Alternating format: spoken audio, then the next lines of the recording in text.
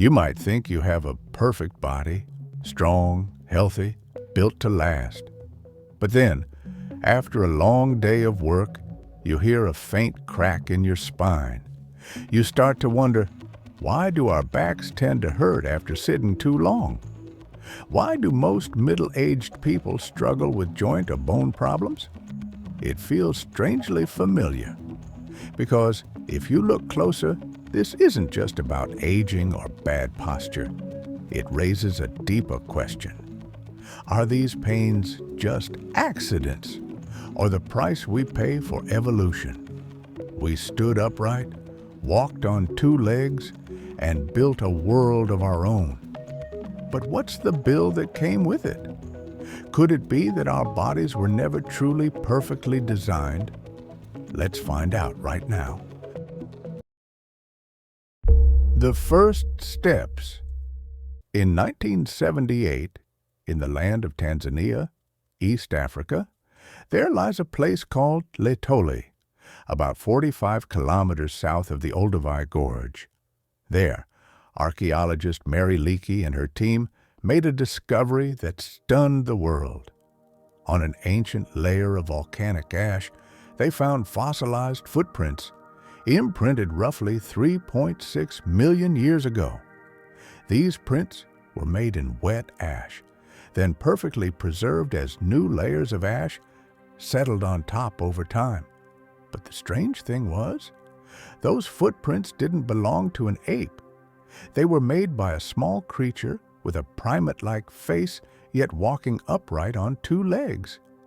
Scientists later identified it as Australopithecus afarensis, a distant ancestor of humankind, who lived in East Africa between 3.9 and 2.9 million years ago. Australopithecus afarensis had a long face, thin brow ridges, protruding jaws, and a strong gorilla-like mandible. Interestingly, their brain was tiny, only about 430 cubic centimeters, roughly the size of an orange, just 1.3% of their body weight. Yet, the footprints at Laetoli proved that afarensis walked upright on two legs. That discovery shattered a long-held belief that humans became intelligent first, then learned to walk upright. In fact, it was the other way around. The Laetoli footprints revealed that we stood upright and walked on 2 feet long before our brains grew large and intelligent. Although their gait was clumsy and less efficient than ours today, Australopithecus afarensis had already begun one of the great evolutionary turning points. And what's even more fascinating, they were not alone in this early experiment. Australopithecus anamensis, living about 4 million years ago, had thigh and shin bones that clearly showed a bipedal posture.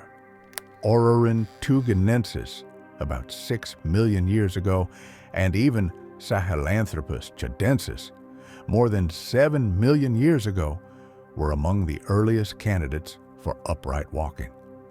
From the footprints pressed deep into the volcanic ash of Laetoli to the ancient bone fragments scattered across Africa, we begin to see the moment when humankind first broke away from the animal world to embark on the greatest evolutionary journey in the history of life on Earth. So, what guided us to stand up? When humanity left the shade of the forest, the savanna hypothesis. In 1924, Raymond Dart, an Australian anatomist and anthropologist, discovered Australopithecus africanus. In an article about this discovery, published in Nature, Dart wrote, "To make man, a different apprenticeship was needed to sharpen the wits and quicken the higher manifestations of intelligence. A more open veldt life, where competition was keener between craft and speed, and where increased vision and intelligence made survival possible." Ideas like this spread widely for decades. Scientists believe that after leaving the lush forests, it was the hot, dry lands of Africa that forged our upright posture, skillful hands, and intelligent minds. Millions of years ago, as Earth's climate changed, the air grew drier and the dense forests shrank. The cool green canopy disappeared, leaving endless open grasslands. And as the forests withdrew, our ancestors were left without shelter. They had to step out, stand up, and adapt. Scientists called this the savanna hypothesis, one of the earliest attempts to explain why humans began walking on two legs. According to this theory, our ancestors, intelligent apes, were forced to abandon life in the trees and adapt to life on the ground. Across the dry plains, standing upright helped them see farther, spot predators sooner, and free their hands to grasp, to make tools, and eventually to think. But this raises a question. Was it really that simple? Did all of our ancestors leave the forests at once? To understand this, we moved to Afar, Ethiopia, in 1992. Paleontologist Tim White, University of California, Berkeley, and an international team discovered the first fossil fragments of Ardipithecus remedis, dated to about 4.4 million years ago, at least a million years before Australopithecus afarensis. The fascinating part is that Ardipithecus remedis did not live on the savanna. Analyses of fossil pollen, seeds, and animal bones found near Ardi revealed a dense woodland environment, interspersed with small open patches, not vast grasslands. Ardi's skeleton, over 110 bone fragments, showed a form between ape and human. Her foot had a large, grasping big toe, like a chimp's, helping her climb trees skillfully. But her pelvis was shorter and broader than that of a chimpanzee, allowing her to stand upright and balance while walking on two legs. This meant that Ardi was neither ape nor human, but a living bridge between two worlds. This discovery forced scientists to rethink the entire evolutionary timeline. Walking on two legs wasn't simply a result of leaving the forest. It may have begun within it, through behaviors like standing to reach fruit, moving along low branches, and gradually turning that posture into a habit. From this, we can see that the transition from forest to savanna was much slower than once thought. Bipedalism wasn't driven by environment alone, but also by behavior, habit, and social structure.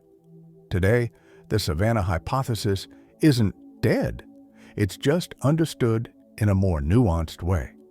The savanna was not an empty grassland, but a mosaic landscape of trees, shrubs, and open plains, a place where our ancestors both climbed and began to walk upright. Alongside it, many other hypotheses exist about how we stood up. According to Peter Wheeler, walking upright reduced the amount of skin directly exposed to sunlight and allowed the body to catch more wind, helping early humans stay cool under Africa's blazing heat.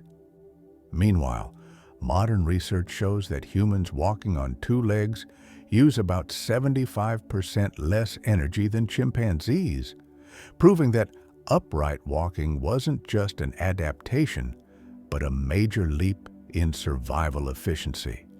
We could travel farther, longer, and with less effort. From this, we can see there was never just one single reason humans evolved to walk on two legs. It was the outcome of many forces combined: adapting to heat, conserving energy, carrying food, caring for offspring, and watching for predators. So then, what lies ahead for us? The long-term bill. When our ancestors stood upright, to see farther, to free their hands for grasping and creating, they also signed an evolutionary contract that their descendants, us, are still paying for every single day. Back to that cracking sound in your back. Let's talk about the S-shaped spine, the symbol of balance, of proud posture, and also the root of endless pain. Nearly 80% of adults experience back pain at some point in their lives. That's no coincidence, because that column was never built to stand. It was made to crawl. And yet, now it must bear the full weight of the body in an upright position, an act that seems natural, but is actually one of biology's greatest challenges. Have you ever thought about this? That simply standing, something we do every day, is itself an evolutionary miracle? Imagine millions of years ago, our ancestors still moved on all fours. Their weight was evenly distributed. Shoulders, hips, neck, knees, everything worked in perfect harmony. But once the hands were freed to grasp fruit, to craft tools, to create, the entire burden shifted onto a single pillar. Oh, the spine. To stay balanced, the spine had to curve into an S shape, a marvelous adaptation that aligned the head, shoulders, and hips along the same axis, allowing us to look farther and walk steadily. Yet that same curve became, over time, a critical weakness. Each vertebra, each tiny disc between them, acts like a small bearing, supporting the entire upper body. When we bend, sit poorly at work, or lift something heavy, those discs compress, shift slightly, and wear down day by day. And then, one day, the pain comes, dull, aching, radiating from the lower back to the hips. Have you ever wondered why we, the most advanced species on Earth, can be brought down by a simple bend of the back? Evolution never rebuilt the body from scratch. It only patched and modified what was already there. Our S-shaped spine is both a miracle and a mark of imperfection. But don't worry. We're not the only species paying the price of evolution. In nature, design flaws aren't rare accidents. They're part of the survival game itself. Because evolution has no perfect blueprint. No engineer sat down to calculate balance. No divine hand drew out symmetry.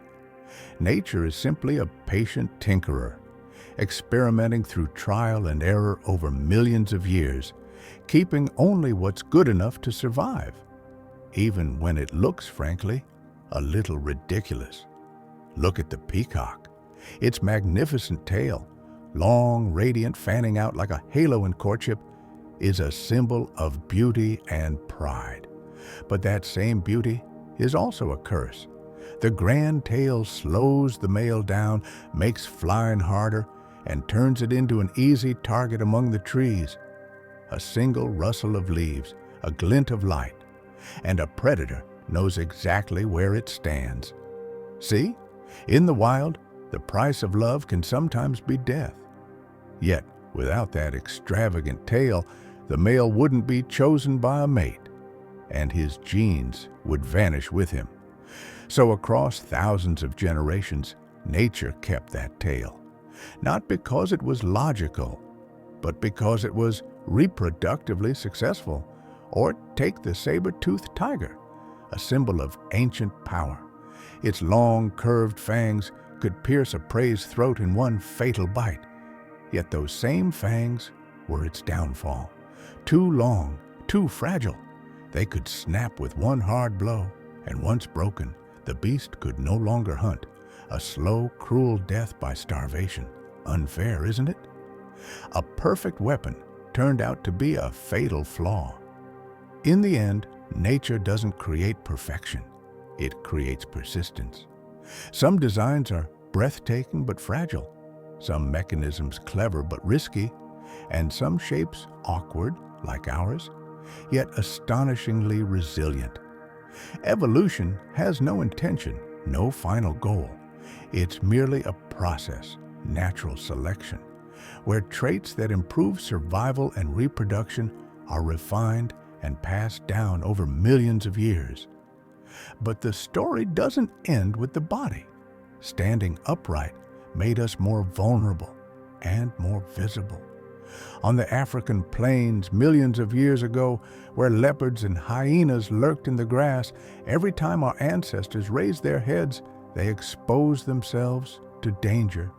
And yet, they stood up, because only by standing could they see farther, see the sky, the horizon, the hope. Walking on two legs made us slower, weaker than almost any other predator. A cheetah can reach 100 kilometers per hour. The fastest human, barely 40. But we have something no other animal does: endurance and will. Our two-legged form, combined with our ability to sweat, lets us run for hours under a scorching sun without collapsing. Our ancestors didn't need to be fast. They just needed to never stop. They hunted by persistence, running their prey to exhaustion. That was our evolutionary strategy, to hunt with endurance. And the S-shaped spine was the core of that strategy, a flexible spring that absorbed shock, protecting the brain with every stride. Without that curve, every step would send shock waves to the head, and perhaps we'd never have developed the mind we have today. But ironically, that same mind has created a new kind of pain. Our spines evolved to move, to run, to hunt. And yet we, their descendants, sit for hours before screens, heads bowed over phones. Have you noticed? In just a few decades, we've made millions of years of evolution. Sigh. Too much bending, wrong posture, and the vertebrae bear triple the normal pressure. Then comes the pain, not from the wild, but from the office. Every time you stretch and hear that faint crack or rub your aching lower back, it's more than fatigue. It's the echo of history, the sound of millions of years of standing up and paying the price. That S-shaped spine carried us from the shade of trees into the sunlight, from crawling on all fours to mastering the earth and sky. But it also reminds us no progress comes free. We stand tall, proud, defiant, but deep within every bone, evolution still whispers, to stand tall today, humanity had to fall countless times. So, could this be the most expensive bill of all? And through the long story of life, what other prices are we still paying?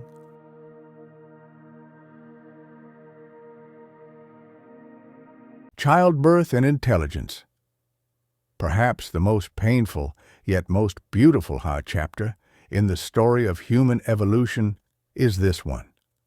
When our ancestors began to stand upright, their entire anatomy was forced to change. Look down at the pelvis, once wide and sturdy, built to support a four-legged frame, now narrowed and tilted to balance an upright posture. A small adjustment, but the price was anything but small. Because at the same time, our brains were growing larger. Generation after generation, that head expanded, making room for memory, for thought, for creativity. And inside the mother's body, a silent conflict unfolded between two opposing forces of evolution. On one side, the enlarging head of the infant, symbol of intelligence and the future. On the other, the narrowing pelvis of the mother, legacy of our proud upright stance. And right at that intersection began both a tragedy and a miracle. Babies were born with great difficulty. In prehistoric times, that meant real danger. Childbirth was a gamble between life and death. Archaeological studies suggest that up to 15% of prehistoric births ended with the death of the mother or the child. A terrifying number. but it forged one of humanity's strongest instincts, the will to survive. Imagine it. Inside a cold, dark cave, the wind howling through the rocks, a primitive mother struggles to bring life into the world. No painkillers, no doctors, only courage and instinct. Perhaps in that very moment, motherhood itself was written into the human genome.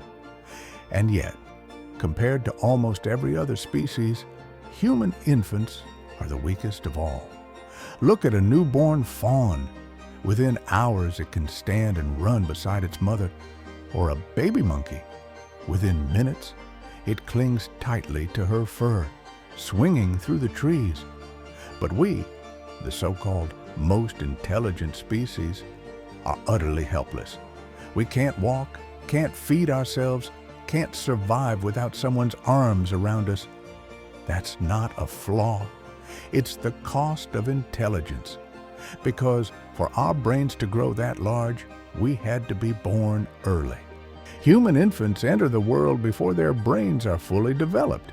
If they stayed even a few weeks longer, their heads would grow too large to pass through the mother's pelvis. The baby is fragile, defenseless. But that very fragility changed everything. It forced the mother to stay, to nurture. It forced the father to protect, to share food. It forced the entire community to gather, to shelter the next generation. And thus, the first human societies were born. Those emotions that once seemed soft, love, care, compassion, became the strongest bonds connecting our species, something no other animal possesses. Love, family, community. All of it began with the weakness of a child, and in a way, the pain of birth and the helplessness of a newborn taught us to love, to protect, and to share more deeply than any other creature on earth. A perfect kind of beauty, born from imperfection. But evolution didn't stop there. The next bill was even bigger. Intelligence. Our brain makes up only about 2% of the body's weight, yet it consumes 20% of all our energy. A massive, fuel-hungry engine that never stops running, not even when we sleep. To sustain it, our ancestors had to become better hunters, better sharers. They had to master fire, to cook, to transform food into fuel. Have you ever thought? The first fire humanity ever lit wasn't just to keep warm. It was to feed the brain, because cooked food unlocked more energy, faster, freeing up time to think, to build, to dream. Thanks to fire, we didn't just survive, we began to create. Around the campfire, they told stories, shared knowledge, planned for tomorrow. The brain grew not just from nutrition, but from language, connection, imagination. But intelligence is a double-edged sword. It gives us power over nature, and also the burden of awareness. No other creature knows it will die, but we do. No other species worries about tomorrow, but we overthink it. Isn't it strange? The brain, evolution's greatest gift, is also the source of our deepest anxiety. We think too much. We remember too long. We imagine too far. We love, and therefore fear loss. We dream, and therefore feel disappointment. We create worlds and destroy them. The price of intelligence is unrest, and sometimes, amid the noise and endless striving, we realize maybe humanity has never truly finished evolving. We are still learning, still adapting, still figuring out how to live in peace with our own mind. As miraculous as it is, the brain is also the most fragile part of us. And in the digital age, perhaps for the first time in history, it's starting to fight back. In 2024, Oxford named brainrot the word of the year, a recognition that humanity is now living through an era of exhausted minds. Brain rot. Crude as it sounds, it's hauntingly accurate. It's that feeling when you scroll through short videos for hours, yet can't remember a single thing you've seen. When your mind feels empty, but your finger keeps swiping, as if your brain were feeding on itself. Psychologically, brain rot isn't just a Gen Z meme, it's a warning. Our ability to focus is shrinking. Our brains are addicted to dopamine, those flashing lights, quick laughs, tiny fragments of attention scattered every second. We've lost patience for anything that takes time. A quiet book, a slow movie with family, even an honest conversation with close friends. Brain rot is the symptom of our digital age, a world that's fast, bright, and loud. So loud that we can no longer hear our own thoughts. How ironic. The journey of evolution still continues. Only now, the greatest predator we face is our own mind. Looking back, you'll see, from the aches in our spine, knees, and pelvis, to the struggles of childbirth, energy, and intelligence, everything we are is the result of a grand series of trade-offs evolution demanded from us. To stand upright, we gave up stability. To gain intelligence, we gave up peace. To bring a child into the world, we risked our lives. But in return, we gained love, connection, community, imagination, and consciousness, the things that make us human, the very reasons life feels worth living. Millions of years after those footprints in Laetoli, we, the descendants of the first creatures who dared to stand, are still quietly paying the evolutionary bill. We invent ergonomic chairs, spine-supporting mattresses, yoga, massage, and physical therapy, all to patch the flaws nature left behind. Little civilized fixes for an ancient body. Some believe that thousands of years from now, evolution will repair itself. Wider pelvises, stronger spines, bodies perfectly adapted to the world we've built. But others say it's technology that's inheriting evolution. Cars move us, chairs hold us, robots work for us, AI thinks for us. Muscles shrink, endurance fades, and humanity slowly outsources life itself to machines.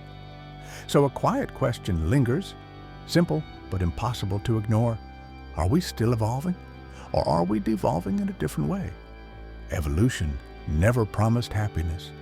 It only taught us how to survive amid pain, imperfection, and limitation. Yet within that fragility, humans found meaning and the will to keep moving forward. From those trembling footsteps on the African plains to the neon lights of our cities tonight, the journey isn't over. We are still evolving, not just in form, but in how we love, understand, and seek ourselves. And perhaps, if we could send a message back through time, we'd ask our ancestors, those first beings who dared to stand on 2 feet among the grasslands, if you could choose again, would you rather live strong and swift, running free on 4 legs like the beasts of the wild, or stand tall despite the pain, to look toward the horizon, to create, to love, to build the world we now call humanity, because that is the true price of evolution.